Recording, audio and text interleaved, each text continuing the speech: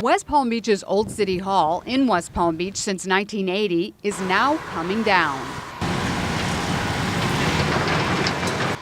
There will be no dramatic implosion and no wrecking ball. Instead, contractors are carefully removing asbestos from the building and taking the structure down a bit at a time.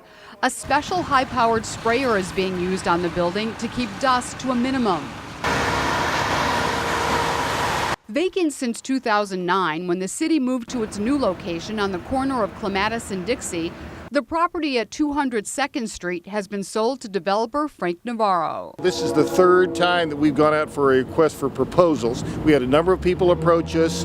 This was the most favored development proposal. That proposal includes an 8-story hotel, apartments, and more. Navarro hired a demolition company to tear down the old City Hall, and they're now in the process of doing so. The first floor, which once housed city commission chambers, is now bare, with workers taking precautions every step of the way. Trees on the site will be moved to parks across the city.